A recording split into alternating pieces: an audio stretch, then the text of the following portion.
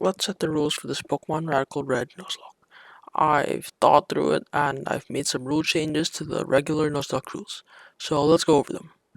I only can catch one Pokemon per route. This means that I can catch whatever I want each route as long as it's only one Pokemon. Shinies bypass this rule, but I cannot hunt for a shiny. I only can catch it if it's an accidental encounter or I'm leveling up Pokemon. If a Pokemon dies, it gets released, meaning if a Pokemon faints, it will be considered dead and unusable.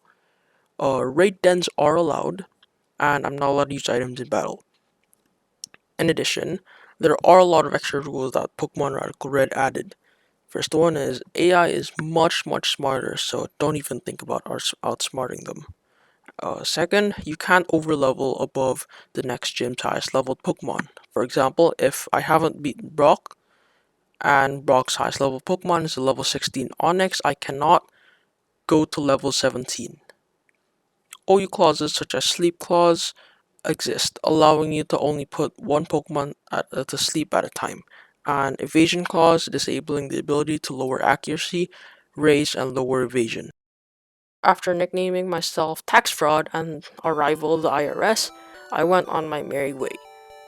I did all the errands. I delivered the Oaks package thing, and I did some stuff, and I picked Bulbasaur as my starter, which I named Seed. After that, I waited till night until a particular Pokemon appeared in Route 22. You see, Corviknight is an OP Pokemon in this game. In fact, it's so good that they nerfed it. Instead of evolving at its regular level 32 or level 36, it evolves at level 60. And rookies happen to spawn in Route 22 only at night. I caught one, and for some reason I named it Burb, and I left. Then I ran more errands and decided to get the old draw to fish for a Chinchou with Volt Absorb.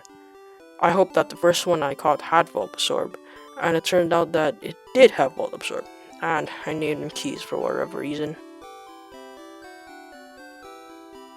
I went back to Route 22 to fight our rival, the IRS.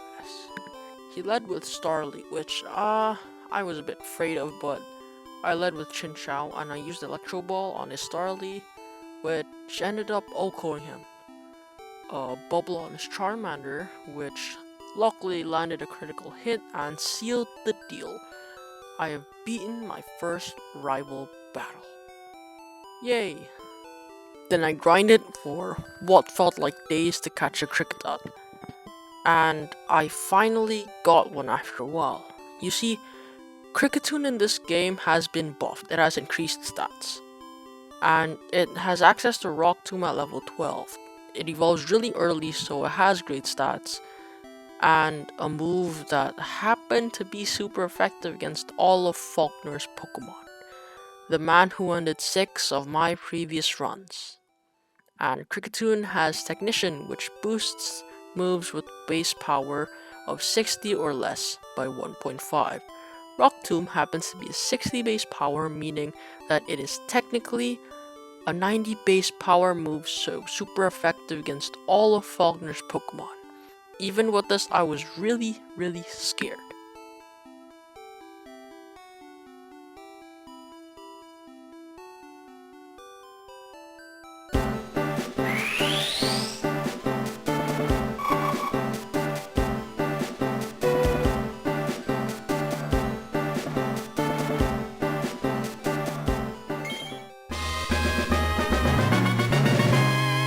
After I evolved him, I did everything I could.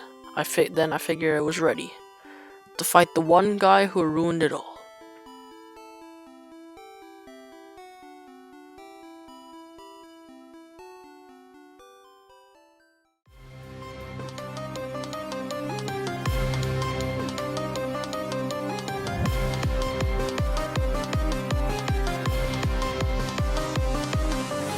I led with Kricketune, of course. I outsped the Rufflet and was able to OHKO it with Rock Tomb. Then, here came the tricky part. His Emolga. His Emolga outsped my Kricketune and had a 80% chance to one-shot it with Air Slash. I just had to hope that it didn't kill. Then, by the grace of God, my Kricketune survived. and killed his Emolga with Rock Tomb. Last Pokemon, Corvisquire, was fairly scary, but I was able to outspeed it and kill it with Rock Tomb. After that, I collected Roost and it was done. I beat the previously unbeatable. So many previous versions and alternate versions of Seed and Keys had to die for this very moment. But I wasn't done yet. There were still tons of difficult rival battles and gyms to fight.